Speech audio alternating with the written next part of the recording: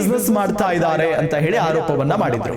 ಆದ್ರೆ ಮಾಧ್ಯಮದ ಮುಂದೆ ನಿಂತಂತ ಅಬ್ದುಲ್ ರಜಾಕ್ ಬಹಳ ಸ್ಪಷ್ಟವಾಗಿ ಹೇಳ್ತಾರೆ, ನಾನು ಬಹಳ ವರ್ಷಗಳಿಂದ ಈ ಬಿಸ್ನೆಸ್ ಮಾಡ್ಕೊಂಡು ಬರ್ತಾ ಇದ್ದೀನಿ. ಚಿಕನ್ ಮಾರಾಟ ಆಗಲ್ಲ ಅಲ್ಲಿ, ಕೇವಲ ಮಟನ್ ಮಾರಾಟ ಆಗಲ್ಲ, ಅದರ ಜೊತೆಗೆ ನಾಯಿ ಮಾಂಸವೂ ಕೂಡ ಸೇಲ್ ಆಗುತ್ತೆ ಅನ್ನೋ ಗಂಭೀರ ಆರೋಪ. ನಮಸ್ಕಾರ ವೀಕ್ಷಕರೇ, ನೀವು ನೋಡ್ತಾ ಇದ್ದೀರಾ ಗ್ಯಾರಂಟಿ ನ್ಯೂಸ್. ನಾನು ರಾಮ್ ಬಡ್ಗೇರ್. ವೀಕ್ಷಕರೇ, ನಿನ್ನೆಯಿಂದ ಒಂದು ವಿಚಾರವನ್ನ ಸಿಕ್ಕಾಪಟ್ಟೆ ಕೇಳ್ತಾನೆ ಇರ್ತೀರಿ ಅನ್ಕೊಳ್ತೀನಿ. ಏನಪ್ಪಾ ಅಂತ ಅಂದ್ರೆ, ರಾಜಧಾನಿ ಬೆಂಗಳೂರಿನಲ್ಲಿ ಮಾಂಸ ದಂಧೆ ನಡೀತಾ ಇದೆ ಅಂತ ಹೇಳಿ. ಮಾಂಸ ಅಂದರೆ ಈ ಮಟನ್ ಆಗಿರ್ಬೋದು, ಚಿಕನ್ ಆಗಿರ್ಬೋದು, ಅದೆಲ್ಲ ಬೇರೆ ವಿಚಾರ. ಆದರೆ ನಾಯಿ ಮಾಂಸ ದಂಧೆ ನಡೀತಾ ಇದೆ ಅಂತ ಹೇಳಿ ಒಂದು ದೊಡ್ಡ ಆರೋಪ ಕೇಳಿ ಬಂದಿದೆ. ಅದು ಕೂಡ ರಾಜಸ್ಥಾನದಿಂದ ಬೆಂಗಳೂರಿಗೆ ಸಪ್ಲೈ ಆಗುತ್ತೆ ಅಂತ ಹೇಳಿ. ಈ ವಿಚಾರಕ್ಕೆ ಸಂಬಂಧಪಟ್ಟಂತೆ ಹಿಂದೂ ಪರ ಸಂಘಟನೆಗಳು ನಿನ್ನೆ ಜಗಳಕ್ಕೆ ನಿಂತು ಬಿಟ್ಟಿದ್ವು. ಅದರಲ್ಲೂ ಅಬ್ದುಲ್ ರಜಾಕ್ ಅನ್ನೋ ಮುಸ್ಲಿಂ ಮುಖಂಡನಿಗೆ ಸೇರಿದಂಥ ಒಂದಿಷ್ಟು ಮಾಂಸದ ಅಂಗಡಿಗಳಲ್ಲಿ ಈ ದಂಧೆ ನಡೀತಾ ಇದೆ ಅಂತ ಹೇಳಿ ಗಂಭೀರವಾದಂಥ ಆರೋಪವನ್ನು ಮಾಡಲಾಗ್ತಾ ಇದೆ. ಹಾಗಾಗಿನೇ ಬೆಂಗಳೂರಿನ ಜನ ಇನ್ನು ಮುಂದೆ ಸಿಕ್ಕಾಪಟ್ಟೆ ಎಚ್ಚರಿಕೆಯಿಂದ ಇರಬೇಕಾಗುತ್ತೆ. ಯಾಕಂತ ಹೇಳಿದ್ರೆ, ಬೆಂಗಳೂರಿನ ಪ್ರತಿಷ್ಠಿತ ಹೋಟೆಲ್ಗಳಲ್ಲಿ ಸಿಗೋದು ನಾಯಿ ಮಾಂಸ ಅಂತ ಹೇಳಲಾಗ್ತಾ ಇದೆ. ಯಾಕೆಂತ ಹೇಳಿದ್ರೆ, ಅಬ್ದುಲ್ ರಜಾಕ್ ಅವರಿಗೆ ಸಂಬಂಧಪಟ್ಟಂತ ಕೆಲವು ಅಂಗಡಿಗಳು, ಗೋಡೌನ್ಗಳಿಗೆ ಕೆಲವೊಂದಿಷ್ಟು ದೊಡ್ಡ ದೊಡ್ಡ ಹೋಟೆಲ್ಗಳ ಮಾಲೀಕರು ಬರ್ತಾರೆ, ಅಲ್ಲಿಂದಾನೆ ಆ ಮಾಂಸವನ್ನ ಖರೀದಿ ಮಾಡಿಕೊಂಡು ಹೋಗ್ತಾರೆ ಅನ್ನೋದು ಗೊತ್ತಾಗ್ತಾ ಇದೆ. ಅಂದ್ರೆ ಇವರು ಜನಸಾಮಾನ್ಯರಿಗೆ ನೇರವಾಗಿ ಕನೆಕ್ಟ್ ಆಗಿರೋದಿಲ್ಲ. ಸಣ್ಣ ಪುಟ್ಟ ಚಿಕನ್ ಶಾಪ್ಗಳು, ಮಟನ್ ಶಾಪ್ಗಳು ಇರ್ತಾವಲ್ಲ, ಆ ರೀತಿಯಾದಂಥ ಶಾಪ್ಗಳಿಲ್ಲ. ಅಬ್ದುಲ್ ರಜಾಕ್ ಅವರಿಗೆ ಸಂಬಂಧಪಟ್ಟಂಥ ಶಾಪ್ಗಳು, ದೊಡ್ಡ ದೊಡ್ಡ ಗೋಡೌನ್ಗಳಿರ್ತಾವಂತೆ, ಅಲ್ಲಿಂದಾನೆ ಬೇರೆ ಬೇರೆ ಹೋಟೆಲ್ಗಳಿಗೆ ಸಪ್ಲೈ ಆಗುತ್ತಂತೆ ಈ ನಾಯಿ ಮಾಂಸ. ಆದರೆ ಹೋಟೆಲ್ ಮಾಲೀಕರಿಗೆ ಇದು ನಾಯಿ ಮಾಂಸ ಅಂತ ಗೊತ್ತಿದೆಯೋ ಗೊತ್ತಿಲ್ವೋ ನಮಗೆ ಗೊತ್ತಿಲ್ಲ. ಆದರೆ ಅಬ್ದುಲ್ ರಜಾಕ್ ಇಲ್ಲಿ ಬಹಳ ಸ್ಪಷ್ಟವಾಗಿ ಹೇಳ್ತಾ ಇದ್ದಾರೆ, ಇದು ನಾಯಿ ಮಾಂಸ ಅಲ್ಲ, ಇದು ರಾಜಸ್ಥಾನದ ಕುರಿ, ಇದು ಹೀಗೆ ಇರೋದು ಅಂತ ಹೇಳಿ ಸ್ಪಷ್ಟವಾಗಿ ಹೇಳ್ತಾ ಇದ್ದಾರೆ. ಆದರೆ ಇದನ್ನ ಒಪ್ಕೊಳ್ಳೋದಕ್ಕೆ ರೆಡಿ ಆಗಿಲ್ಲ. ಗಮನಿಸ್ತಾ ಹೋಗೋದನ್ನ ಮಾಂಸಾಹಾರ ಪ್ರಿಯರೇ, ಇನ್ನು ಮುಂದೆ ಬಹಳ ಎಚ್ಚರಿಕೆಯಿಂದ ಇರಬೇಕಾಗುತ್ತೆ. ರಾಜಧಾನಿ ಬೆಂಗಳೂರಿನಲ್ಲಿ ಮಾರಾಟ ಆಗ್ತಾ ಇದೆ ಬಹು ಮಾಂಸ. ಬೆಂಗಳೂರಿನಲ್ಲಿ ನಾಯಿ ಮಾಂಸ ಮಾರಾಟದ ಬಗ್ಗೆ ಗಂಭೀರ ಆರೋಪ ಕೇಳಿ ಬಂದಿದೆ. ಬೆಂಗಳೂರಿನ ಮೆಜೆಸ್ಟಿಕ್ ರೈಲ್ವೆ ನಿಲ್ದಾಣದ ಬಳಿ ಭಾರಿ ಗಲಾಟೆ ನಡೆದು ಹೋಯಿತು ನಿನ್ನೆ ರಾತ್ರಿ. ಬೆಂಗಳೂರಿನ ಮೆಜೆಸ್ಟಿಕ್ ರೈಲ್ವೆ ನಿಲ್ದಾಣದ ಬಳಿ ಹಿಂದೂ ಪರ ಸಂಘಟನೆಗಳು ಜಮಾಯಿಸಿದ್ವು. ಜೊತೆಗೆ ಮುಸ್ಲಿಂನ ವ್ಯಾಪಾರಸ್ಥರು, ಈ ಚಿಕನ್ ಮಟನ್ ಮಾರ್ತಾರಲ್ಲ, ಅವರೆಲ್ಲರೂ ಕೂಡ ಬಂದುಬಿಟ್ಟಿದ್ರು. ಅಬ್ದುಲ್ ರಜಾಕ್ ವಿರುದ್ಧ ಪುನೀತ್ ಕೆರೆಹಳ್ಳಿ ಆ್ಯಂಡ್ ಟೀಮ್ ಗಂಭೀರವಾದಂಥ ಆರೋಪವನ್ನ ಮಾಡಿದೆ. ಇದೇ ವಿಚಾರಕ್ಕೆ ಪುನೀತ್ ಕೆರೆಹಳ್ಳಿ ಮತ್ತು ಅಬ್ದುಲ್ ರಜಾಕ್ ಮಧ್ಯೆ ಗಲಾಟೆನೇ ನಡೆದು ಹೋಯಿತು. ಯಾವ ರೀತಿಯಾದಂಥ ಗಲಾಟೆ ಅಂತ ಅಂದರೆ, ಈ ಅಬ್ದುಲ್ ರಜಾಕ್ ಅವರಿದಾರಲ್ಲ ಮುಸ್ಲಿಂ ಮುಖಂಡ, ಪುನೀತ್ ಕೆರೆಹಳ್ಳಿ ಅವರಿಗೆ ಬಾಯಿಗೆ ಬಂದಂತೆ ಬೈದಿದ್ದಾರೆ. ನೀನು ಒಬ್ಬ ಲೋಫರ್ ಅಂತೆಲ್ಲ ಕೆಟ್ಟ ಕೆಟ್ಟ ಪದಗಳನ್ನು ಯೂಸ್ ಮಾಡಿದ್ದಾರೆ. ಅದು ಅವರ ವೈಯಕ್ತಿಕ. ಆದರೆ ಇದನ್ನು ಕೇಳಿದ್ದೇ ತಪ್ಪ, ಇದನ್ನು ಪ್ರಶ್ನೆ ಮಾಡಿದ್ದೇ ತಪ್ಪ ಅನ್ನೋ ಒಂದು ಪ್ರಶ್ನೆ ಸಹಜವಾಗಿದ್ದೇ ಇದೆ. ರಾಜಸ್ಥಾನದ ಜೈಪುರದಿಂದ ಆಮದಾಗಿದ್ದಂಥ ಮಾಂಸ ಇದು. ಏನು ಪ್ರತಿ ಬಾರಿಯೂ ಕೂಡ ರಾಜಸ್ಥಾನದಿಂದಲೇ ಈ ಮಾಂಸವನ್ನು ಆಮದು ಮಾಡಿಕೊಳ್ಳಲಾಗುತ್ತೆ. ಇದರ ಬಗ್ಗೆ ಯಾಕೆ ಅನುಮಾನ ಹುಟ್ಟಿಕೊಳ್ಳುತ್ತೆ ಅಂತ ಅಂದರೆ, ಕೆಲವೊಂದಿಷ್ಟು ಚಿಕನ್ ಮತ್ತು ಮಟನ್ ಶಾಪ್ಗಳಿರ್ತಾರಲ್ಲ, ಅದರ ಮಾಲೀಕರಿಗೆ ಅನುಮಾನ ಬರುತ್ತೆ ಮೊದಲು. ಯಾಕೆ ಅಂತ ಹೇಳಿದರೆ, ಅಬ್ದುಲ್ ರಜಾಕ್ ಅವರಿಗೆ ಸೇರಿದಂಥ ಕೆಲವೊಂದಿಷ್ಟು ಶಾಪ್ಗಳಲ್ಲಿ 750 ರೂಪಾಯಿಗೆ KG ಇರುವಂಥ ಮಟನ್ನ ಕೇವಲ 600 ರೂಪಾಯಿಗೆ, ಇಲ್ಲಾಂದರೆ 500 ರೂಪಾಯಿಗೆ ಸೇಲ್ ಮಾಡಲಾಗ್ತಾ ಇತ್ತಂತೆ. ಇದು ಸಹಜವಾಗಿ ಬೇರೆ ವ್ಯಾಪಾರಸ್ಥರಿಗೆ ಹೊಡೆತ ಬೀಳ್ತಾ ಇತ್ತು.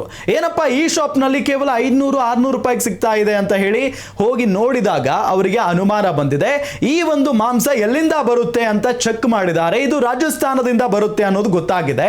ಹಾಗಾಗಿನೇ ಅವರು ಹೋಗಿ ನೇರವಾಗಿ ಕೆಲವೊಂದಿಷ್ಟು ಶಾಸಕರುಗಳನ್ನ ಭೇಟಿ ಮಾಡಿದ್ದಾರೆ, ಸಂಬಂಧಪಟ್ಟಂತ ಅಧಿಕಾರಿಗಳನ್ನ ಭೇಟಿ ಮಾಡಿದ್ದಾರೆ, ದಿನೇಶ್ ಗುಂಡೂರಾವ್ ಅವರನ್ನ ಭೇಟಿ ಮಾಡಿದ್ದಾರೆ, ಜೊತೆಗೆ ರೈಲ್ವೆ ಅಧಿಕಾರಿಗಳನ್ನು ಕೂಡ ಭೇಟಿ ಮಾಡಿ ಕಂಪ್ಲೇಂಟ್ ಕೂಡ ಕೊಟ್ಟಿದ್ರಂತೆ. ಇಷ್ಟಾದ್ರೂ ಕೂಡ ಕ್ರಮವನ್ನ ತೆಗೆದುಕೊಂಡಿರಲಿಲ್ಲ. ಆದ್ರೆ ನಿನ್ನೆ ಏಕಾಏಕಿಯಾಗಿ ಹಿಂದೂ ಪರ ಸಂಘಟನೆಗಳ ನಾಯಕರು ಜೊತೆಗೆ ಆ ಮುಸ್ಲಿಂ ವ್ಯಾಪಾರಸ್ಥರು ಎಲ್ಲರೂ ಕೂಡ ರೈಲ್ವೆ ಸ್ಟೇಷನ್ಗೆ ಹೋಗ್ತಾರೆ. ಅಲ್ಲಿಗೆ ಬಂದಾಕ್ಷಣ ಎಲ್ಲ ಮಾಧ್ಯಮಗಳು ಕೂಡ ಅಲ್ಲಿ ಹೋಗ್ತವೆ. ಆಗ ಆ ಬಾಕ್ಸ್ನಲ್ಲಿ ಏನಿದೆ ಅನ್ನೋದನ್ನ ಚೆಕ್ ಮಾಡೋದಕ್ಕೆ ಆರಂಭ ಮಾಡ್ತಾರೆ.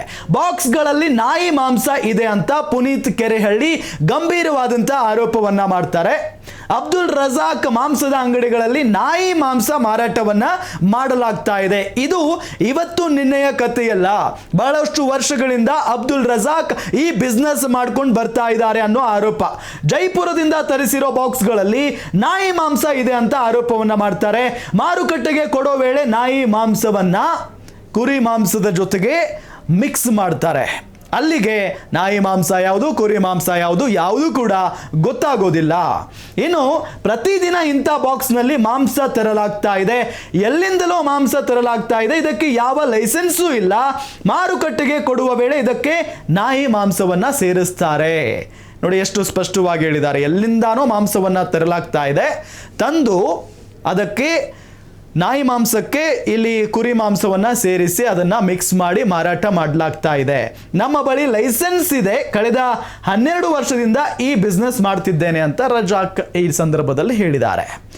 ಆ ಶಾಪ್ನವ್ರು ಏನು ಆರೋಪವನ್ನ ಮಾಡಿದ್ರು, ರಜಾಕ್ ಅವರ ಬಳಿ ಲೈಸೆನ್ಸ್ ಇಲ್ಲ, ಇಲ್ಲಿಗಲ್ ಆಗಿ ಈ ಬಿಸ್ನೆಸ್ ಮಾಡ್ತಾ ಇದ್ದಾರೆ ಅಂತ ಹೇಳಿ ಆರೋಪವನ್ನ ಮಾಡಿದ್ರು. ಆದ್ರೆ ಮಾಧ್ಯಮದ ಮುಂದೆ ನಿಂತಂತ ಅಬ್ದುಲ್ ರಜಾಕ್ ಬಹಳ ಸ್ಪಷ್ಟವಾಗಿ ಹೇಳ್ತಾರೆ, ನಾನು ಬಹಳ ವರ್ಷಗಳಿಂದ ಈ ಬಿಸ್ನೆಸ್ ಮಾಡ್ಕೊಂಡು ಬರ್ತಾ ಇದ್ದೀನಿ, ನನ್ನ ಬಳಿ ಲೈಸೆನ್ಸ್ ಇದೆ ಅಂತ ಹೇಳ್ತಾರೆ. ನೋಡಿ, ಬೆಂಗಳೂರಲ್ಲಿ ಕಸಾಯಿ ಖಾನೆಯಲ್ಲಿ ಸಿಗುವ ಮಾಂಸ ನಗರಕ್ಕೆ ಸಾಕಾಗೋದಿಲ್ಲ. ಈ ಕಾರಣಕ್ಕೆ ಬೇರೆ ಕಡೆಯಿಂದ ನ್ಯಾಯಬದ್ಧವಾಗಿ ತರಿಸ್ತೇವೆ. ಎಲ್ಲ ರೀತಿಯ ಲೈಸೆನ್ಸ್ ಕೂಡ ನನ್ನ ಬಳಿ ಇದೆ, ಯಾರು ಬೇಕಾದರೂ ಚೆಕ್ ಮಾಡಬಹುದು ಅಂತ ಹೇಳಿ ಅಬ್ದುಲ್ ರಜಾಕ್ ಸ್ಪಷ್ಟನೆಯನ್ನ ಕೊಡ್ತಾರೆ. ಇನ್ನು ವಿಚಾರ ತಿಳಿದು ಸ್ಥಳಕ್ಕೆ ಆಹಾರ ಇಲಾಖೆಯ ಅಧಿಕಾರಿಗಳು ಕೂಡ ಬರಬೇಕಾಯಿತು. ಎಕ್ಸಾಕ್ಟ್ಲಿ ಇದು ಅವರ ಇಲಾಖೆಗೆ ಸಂಬಂಧಪಟ್ಟಂತ ವಿಚಾರ. ಹಾಗಾಗಿ ಆಹಾರ ಇಲಾಖೆಯ ಅಧಿಕಾರಿಗಳೆಲ್ಲ ಅಲ್ಲಿಗೆ ಬರ್ತಾರೆ. ಬಾಕ್ಸ್ನಲ್ಲಿದ್ದಂಥ ಮಾಂಸದ ಸ್ಯಾಂಪಲ್ ಕೂಡ ಪಡೆದಿದ್ದಾರೆ. ಮಾಂಸದ ಗುಣಮಟ್ಟ ಹಾಗೂ ಮಾಂಸ ದೃಢೀಕರಣಕ್ಕಾಗಿ ಸ್ಯಾಂಪಲ್ ಅನ್ನ ಕಲೆಕ್ಟ್ ಮಾಡಿಕೊಂಡು ಹೋಗಿದ್ದಾರೆ. ರಾಜ್ಯ ಆಹಾರ ಸುರಕ್ಷತಾ ಮತ್ತು ಗುಣಮಟ್ಟ ಪ್ರಾಧಿಕಾರಿ ಅಧಿಕಾರಿಗಳು ಪರಿಶೀಲನೆಯನ್ನ ನಡೆಸಿರೋದು. ಈಗ ಮಾಂಸದ ಮಾದರಿಯನ್ನ ಹೈದರಾಬಾದ್ ಲ್ಯಾಬ್ಗೆ ರವಾನೆ ಮಾಡಿದ್ದಾರೆ ಅನ್ನೋದು ತಿಳಿದು ಬರ್ತಾ ಇರುವಂತಹ ವಿಚಾರ. ಅಬ್ದುಲ್ ರಜಾಕ್ ವಿಚಾರಣೆಗೆ ಈಗ ಅಧಿಕಾರಿಗಳು ಮುಂದಾಗಿದ್ದಾರೆ. ಅಬ್ದುಲ್ ರಜಾಕ್ ಮಾಧ್ಯಮದವರ ಮುಂದೆ ಹೇಳಿರಬಹುದು, ನನ್ನ ಹತ್ರ ಲೈಸೆನ್ಸ್ ಇದೆ, ನಾನು ಬಹಳ ವರ್ಷಗಳಿಂದ ಈ ಬಿಸ್ನೆಸ್ ಮಾಡ್ತಾ ಇದ್ದೀನಿ, ಇದು ನಾಯಿ ಮಾಂಸ ಅಲ್ಲ ಅಂತೆಲ್ಲ ಹೇಳ್ತಾ ಇದ್ದಾರೆ. ಆದರೂ ಕೂಡ ಇಲ್ಲಿ ವಿಚಾರಣೆ ನಡಿಲೇಬೇಕಾಗುತ್ತೆ, ನಡೆಸ್ತಾರೆ. ಪದೇ ಪದೇ ಬೆಂಗಳೂರಿನಲ್ಲಿ ಇದೇ ರೀತಿಯ ಆರೋಪಗಳು ಕೇಳಿ ಬರ್ತಾ ಇದೆ. ಇದು ಮೊದಲೇನಲ್ಲ. ಮೆಜೆಸ್ಟಿಕ್ನ ಸುತ್ತಮುತ್ತ ಸಣ್ಣ ಪುಟ್ಟ ನಾನ್ ವೆಜ್ ಶಾಪ್ಗಳಿದಾವೆ. ಬೆಂಗಳೂರಿನ ಬೀದಿ ಬೀದಿಗಳಲ್ಲಿ ನಾನ್ ವೆಜ್ ಶಾಪ್ಗಳಿದಾವೆ. ಅಲ್ಲಿ ಕೇವಲ ಚಿಕನ್ ಮಾರಾಟ ಆಗಲ್ಲ, ಅಲ್ಲಿ ಕೇವಲ ಮಟನ್ ಮಾರಾಟ ಆಗಲ್ಲ, ಅದರ ಜೊತೆಗೆ ನಾಯಿ ಮಾಂಸವೂ ಕೂಡ ಸೇಲ್ ಆಗುತ್ತೆ ಅನ್ನೋ ಗಂಭೀರ ಆರೋಪ ಈ ಮೊದಲಿನಿಂದಲೂ ಕೂಡ ಕೇಳಿ ಬರ್ತಾ ಇತ್ತು.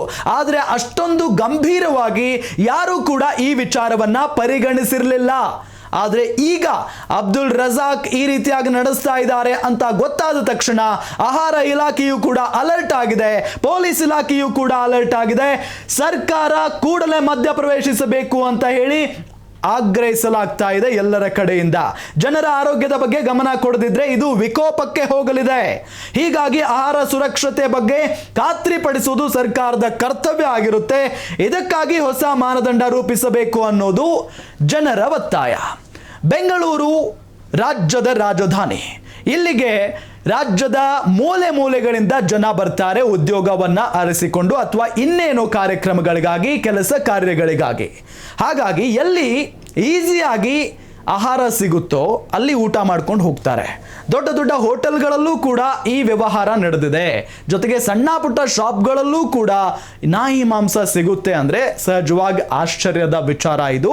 ಹಾಗಾಗಿನೇ ಜನರ ಆರೋಗ್ಯದ ಬಗ್ಗೆ ಸರ್ಕಾರವೂ ಕೂಡ ಕಾಳಜಿಯನ್ನು ವಹಿಸಬೇಕಾಗುತ್ತೆ ಅಂತ ಹೇಳಿ ಎಲ್ಲ ಜನ ಮನವಿಯನ್ನ ಮಾಡಿಕೊಂಡಿದ್ದಾರೆ. ನೋಡೋಣ ಸರ್ಕಾರ ಯಾವ ರೀತಿಯಾದಂಥ ಕ್ರಮವನ್ನು ಇದರ ವಿರುದ್ಧ ತೆಗೆದುಕೊಳ್ಳುತ್ತೆ ಅಂತ ಹೇಳಿ. ನೋಡ್ತಾ ಇರಿ ಗ್ಯಾರಂಟಿ ನ್ಯೂಸ್, ಸುದ್ದಿ ಖಚಿತ, ನ್ಯಾಯ ನಿಶ್ಚಿತ. ಗ್ಯಾರಂಟಿ ನ್ಯೂಸ್, ಸುದ್ದಿ ಖಚಿತ, ನ್ಯಾಯ ನಿಶ್ಚಿತ.